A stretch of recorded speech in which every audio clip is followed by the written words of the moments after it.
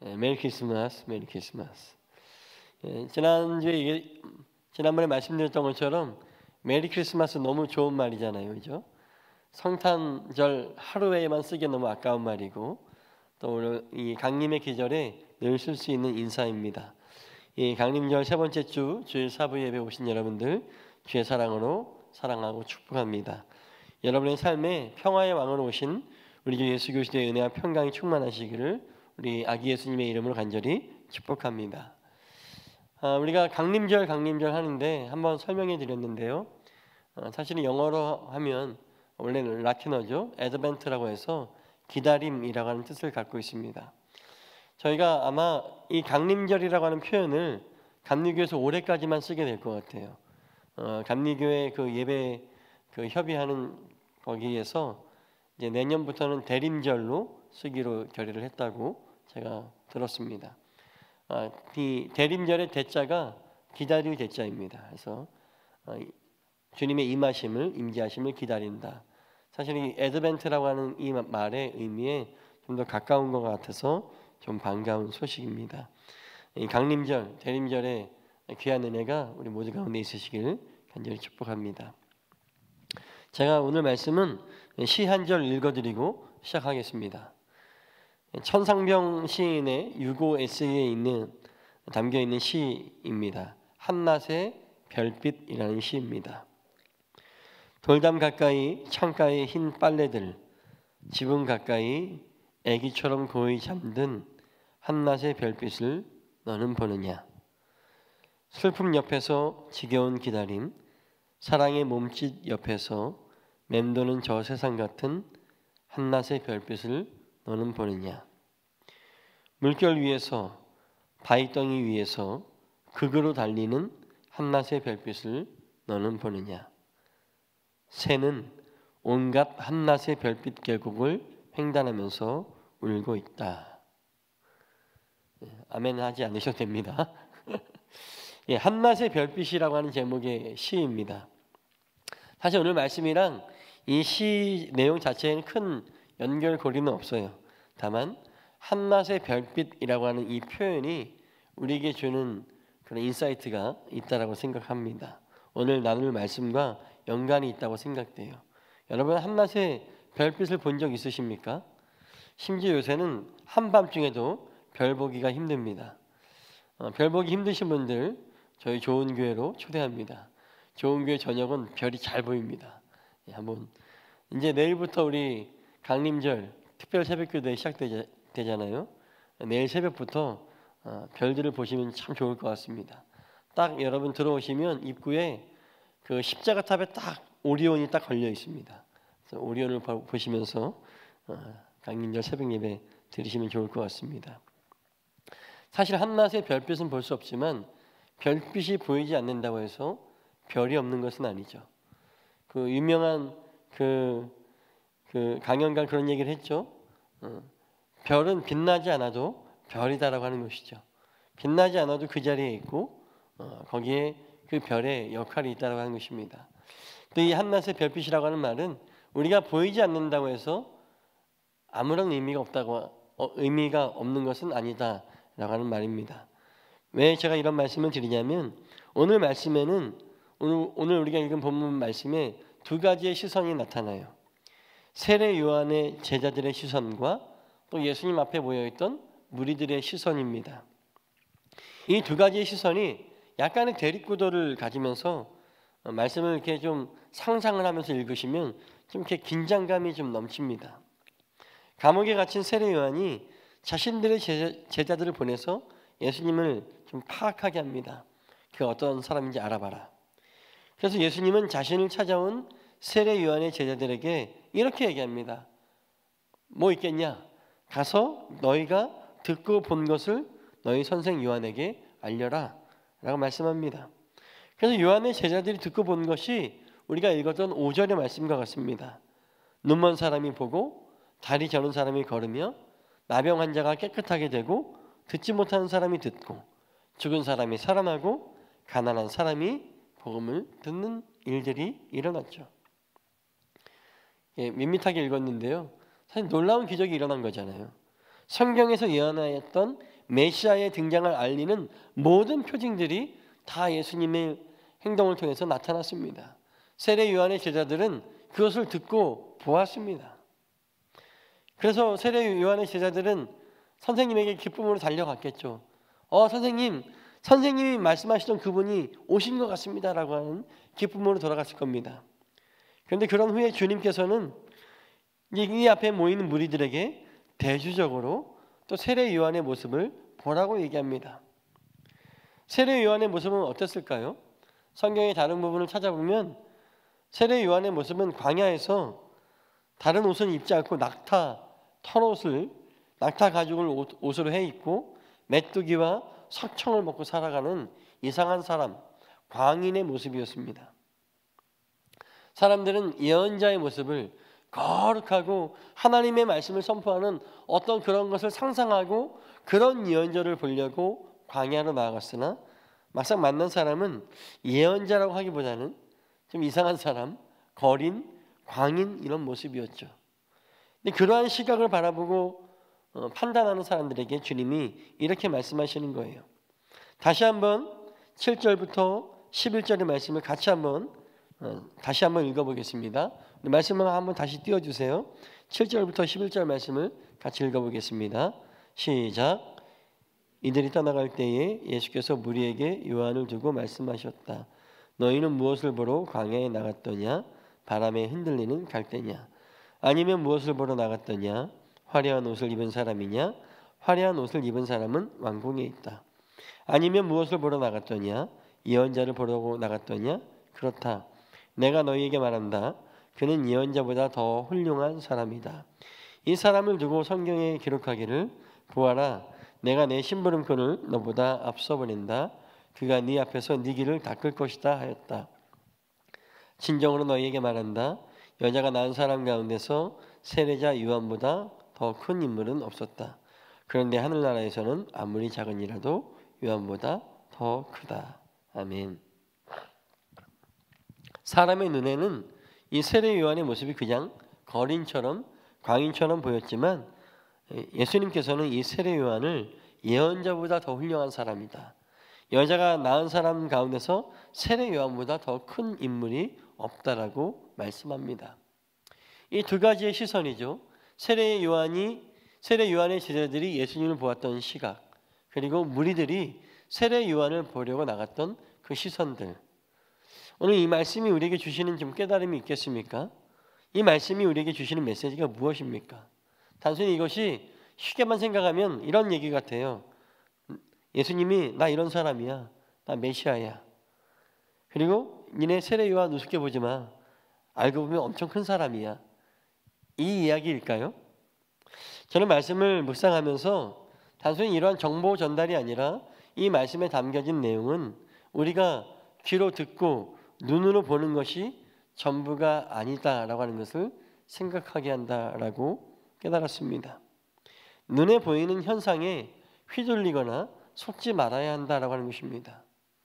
예수님의 출생은 사실은 진짜 아버지가 누군지 모르고 태어난 상황이었죠. 사람들은 수군댔습니다. 이상한 부정한 아들이다. 그런데 주님이 하시는 모든 일에는 성경에서 약속하신 메시아의 등장에 대한 일들이 이루어지고 있었습니다. 광야에서 외치는 세례 요한의 말씀은 분명하고 강력하였지만 막상 그를 눈으로 보면 예언자라고 하기보다는 좀 정신이 좀 이상하신 분처럼 보였습니다. 근데 오늘 말씀은 눈에 보이는 것이 전부가 아니다라고 하는 것을 가르쳐주고 있습니다. 너희는 광야에 무엇을 보러 나갔느냐라고 물어보시면서 너희가 보아야 할 것은 가죽 털옷을 입고 외치고 있는 메뚜기와 성청을 먹고 있는 그 모습이 아니라 그 본질을 바라봐야 한다라고 하는 것을 주님은 말씀하고 있는 것입니다. 현상이 아니라 그 현상을 바라보며 그 현상을 통해 생각할 수 있는, 그 현상을 뚫고 그 안에 있는 본질을 바라볼 수 있는 시각이 있어야 된다라고 가르쳐주고 있는 것이죠. 사랑하는 여러분, 우리는 수많은 현상 속에서 둘러싸여 있어요. 육체에 속한 우리들은 눈에 보이는 것에 당연히 휘둘릴 수밖에 없습니다. 아름다운 것을 보면 아름답다고 느끼고 불쾌한 것을 보면 불쾌해서 눈길이 돌려지기 마련입니다. 그렇게 우리는 눈에 보이는 것에 약한 존재들이죠. 그래서 우리는 항상 눈에 보이는 어떤 현상이나 또 신앙생활을 하면서도 기적이나 표징을 구할 때가 많아요. 이것은 오늘날뿐만 아니라 예수님 시대도 마찬가지입니다. 여러분, 광야를 기억해 보세요. 광야에서는 눈에 보이지 않는 하나님이시지만 낮에는 구름 기둥, 밤에는 불 기둥, 아침마다 만나와 메추라기를 그렇게 먹이셨지만 사람들은 무엇을 원했습니까? 눈에 보이는 신을 원했습니다. 우상을 원했어요. 현상을 원했습니다. 내 눈에 뭐가 보여야 믿겠다. 그때의 그들이나 그러나 광야의 그때의 그들이나 오늘 우리나 사실 차이는 없습니다. 그때 그 사람들도 눈이 있었고 오늘 우리도 눈이 있잖아요. 눈에 보이는 거에 쉽게 현혹되는 것이 우리의 본성입니다. 여전히 오늘날의 성도들도 눈에 보이는 현상을 요구해요. 신앙생활하면서 뭔가 눈에 아싸한 게 좀 보였으면 좋겠습니다. 뭐가 막 뒤집어지고 막 이런 걸 보고 싶습니다. 오히려 과학이 발달하고 과학적인 지식이, 과학적인 사고방식이 상식이 된 지금의 시대에는 설명할 수 없고 눈에 보이지 않는 신앙보다는 눈에 잘 보이고 과학적으로 설명되는 현상을 믿고 싶어하는 그러한 신앙의 사조들이 더욱더 짙어져 갑니다. 그래서 하나님을 과학적으로, 하나님의 사역을 과학적으로 설명하고자 하는 움직임들도 생겨났습니다. 어떤 면에서 이것은 참 의미 있는 시도이죠. 우리가 믿는 신앙이 실제구나, 진짜구나라고 확인할 수 있는 시도입니다. 그러나 궁극적으로 하나님은 결코 과학적으로 설명될 수 있는 분이 아니시다라고 하는 것입니다. 사랑하는 여러분, 이걸 깨달으시기 바랍니다. 여러분, 과학적인 사실로 현상으로는 하나님을 이해할 수도 없고 믿을 수도 없습니다. 하나님은 과학과 현상 그 위에 계신 신비이십니다. 신비로서 비로소 우리에게 이해되어지고 깨달아지는 겁니다.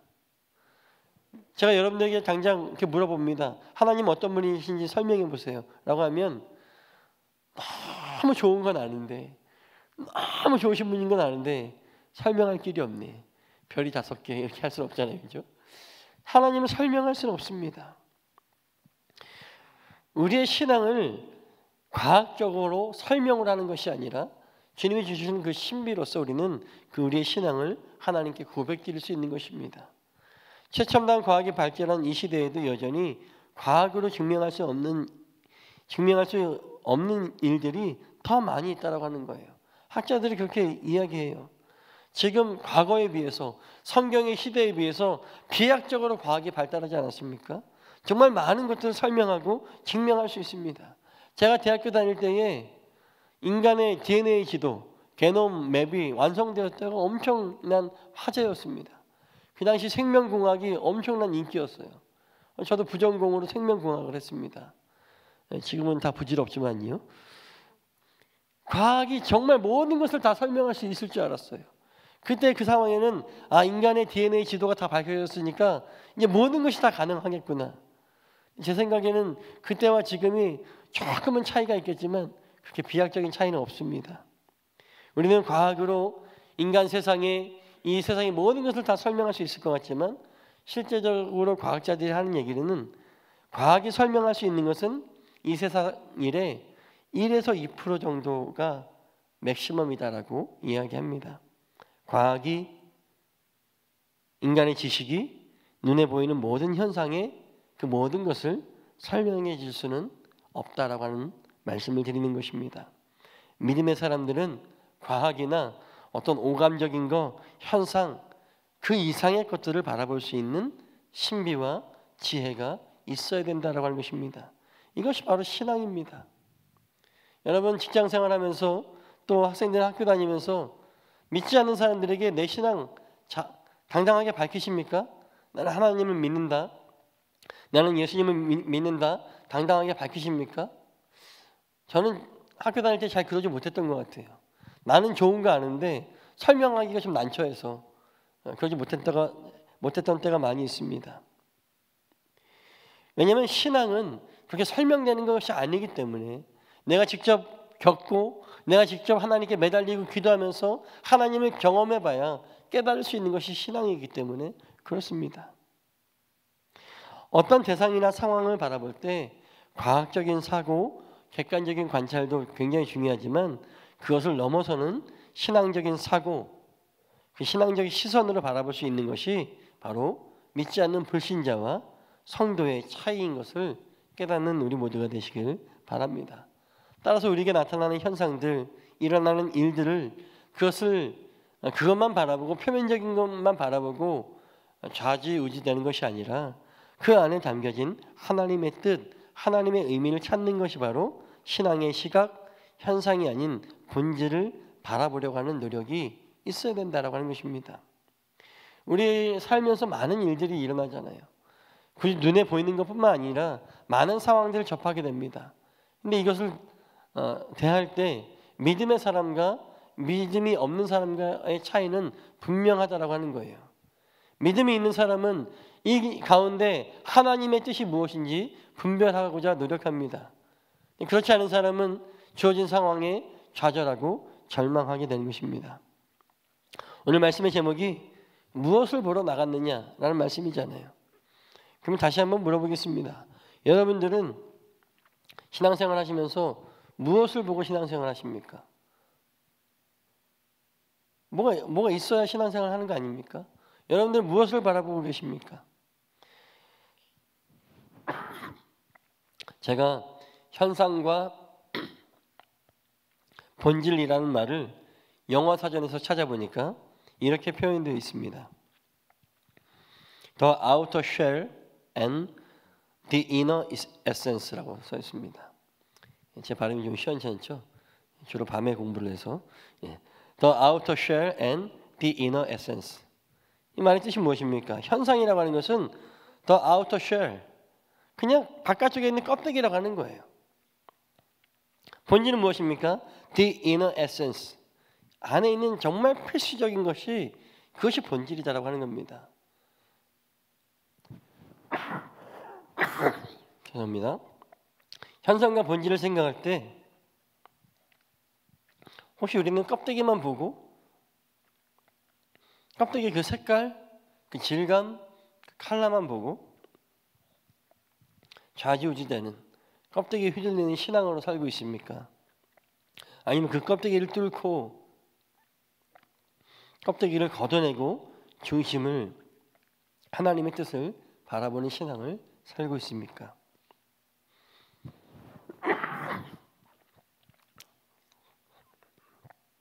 사랑하는 여러분, 우리 신앙에는 여러 가지 도전들이 있어요. 여러분들 그 도전들을 어떻게 바라보고 어떻게 이해하고 어떻게 다루고 있습니까? 껍데기가 아닌 그 도전들 앞에 숨겨진 내게 주시는 하나님의 음성, 참 메시지에 귀를 기울일 수 있는 우리 모두가 되시기를 간절히 소원합니다. 죄송합니다. 제가 한 가지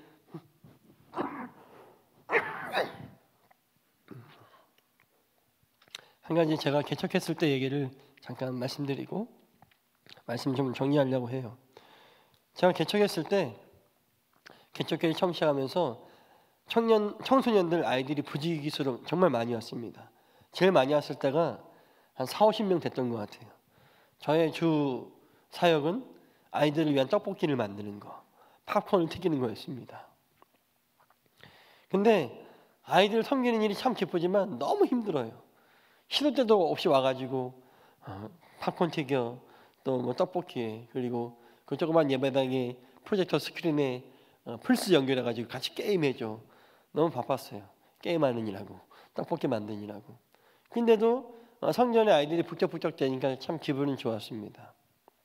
근데 점점 그 아이들이 크면서 좀 청소년 중에서는 좀 이렇게 소위 노는 아이들도 좀 오기 시작하면서 또 가정적으로 어려운 친구들이 오기 시작하면서 아이들이 많아지는 건 좋은데 통제가 안 되어지기 시작하고 심지어는 제가 잠깐 한 며칠 자리를 비운 사이에 그 아이 중에 하나가 술이 만취가 돼서 교회에 들어와서 모든 것을 다 부시고 나갔습니다.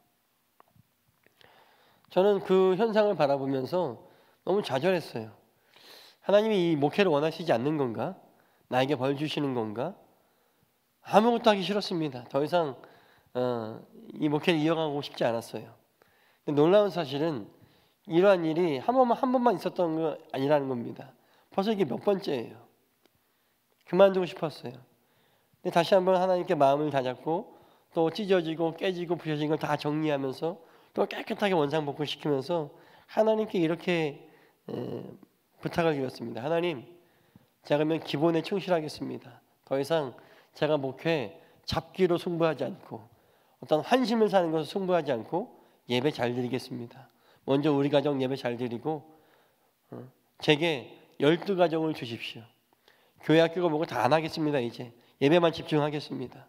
그렇게 기도를 했습니다.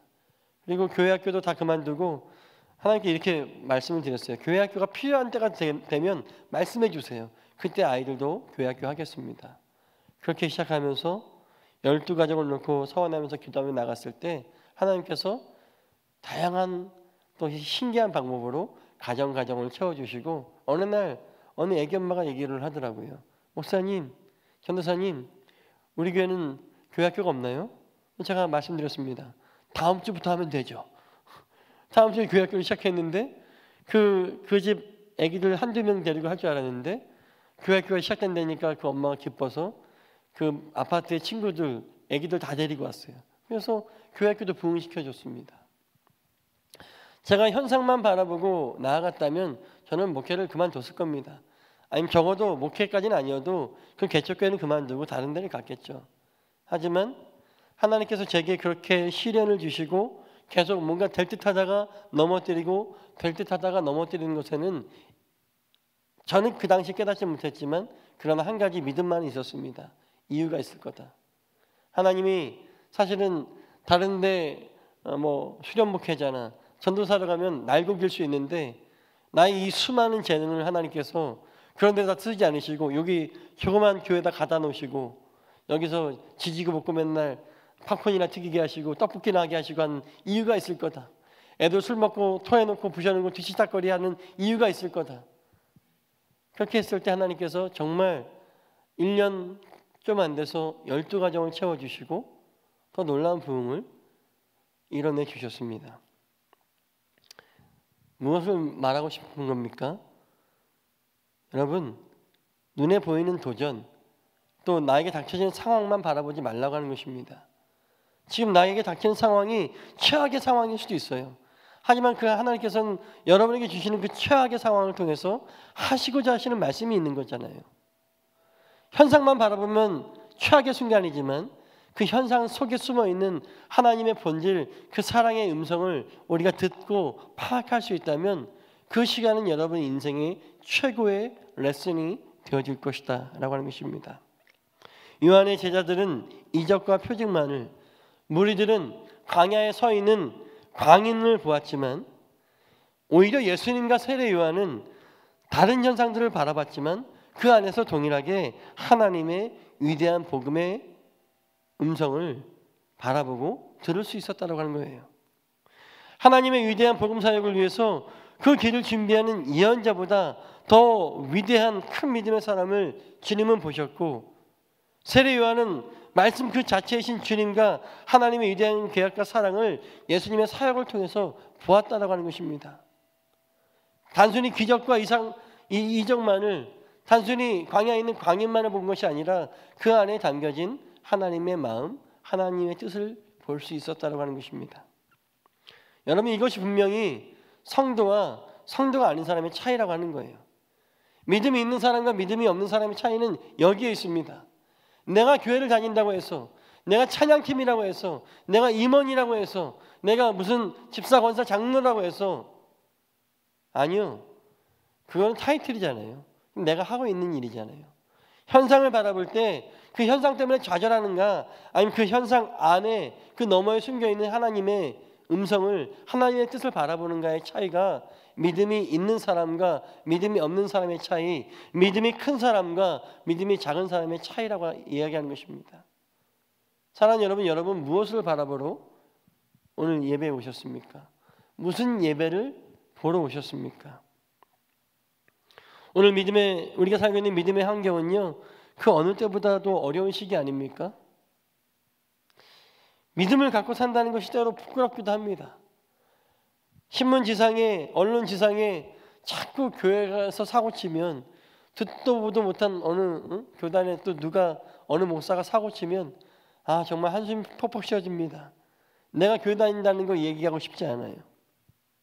안티기독교가 날마다 늘고 거짓된 메시지, 타락한 교회와 청직자들을 통해서 마치 교회 그 자체가 거짓인 것처럼 부정되어지고 복음이 가짜처럼 부정되어지고 내가 신앙생활하는 것이 그저 어디 점쟁이 쫓아가서 전보고 굿하는 것 같이 미신적인 것 같은 취급을 받는 시대에 오늘 성도들은 서 있다라고 하는 것입니다. 그런데 저는 자신 있게 얘기할 수 있어요. 그럼에도 불구하고 여전히 하나님은 살아계시고 오늘도 우리를 향한 뜨거운 마음, 그 뜨거운 사랑을 쏟아내고 계시다라고 하는 것입니다. 제가 오늘 예배에 잠깐 늦었는데요. 믿음의 길 양육을 또 있어가지고 하고 왔습니다. 믿음의 길 양육하면서 같이 양육하는 분들에게 물어봤어요. 인생에 있어서 성령이 역사하시는 순간들이 있었느냐? 다들 그냥 평범하게 생기신 성도님들, 집사님들, 권사님들이셨는데 정말 놀라운 간증들이 쏟아져 나왔습니다. 그래서 끊지 못하고 제가 찬양 시간 한 1-20분 늦었어요. 우리는 안티기독교가 차고 넘치는 우리의 신앙생활이, 우리의 믿음이 부정되어지는 시대에 살고 있지만 그 간증들을 들으면서 여전히 지금도 하나님이 살아계시고 역사하시는구나를 경험할 수 있었습니다. 사랑하는 여러분, 여전히 하나님은 살아계시고 여전히 하나님은 오늘도 나를 향한 뜨거운 마음, 뜨거운 사랑을 불가같이 바라보시면서 쏟아나고 계시다고 하는 것을 깨닫는 우리 모두가 되시길 간절히 소원합니다. 여러분, 현상에 휘둘리거나 좌절, 쓰러지지 마세요. 그 현상은 그저 눈에 보이는 현상일 뿐입니다. The outer shell, 바깥에 있는 껍데기라고 하는 거예요. 우리가 바라야 될 것은 the inner God's will, 그 안에 계신 하나님의 의지, 하나님의 뜻을 바라보는 믿음의 눈을 소유하시는 우리 모두가 되시기를 간절히 축복합니다. 우리의 시선이 현상이 아닌 본질을 꿰뚫어 바라보며 나를 향하신 하나님의 뜻을 구하시는 우리 모두가 되시기를 주의 이름으로 간절히 축복합니다.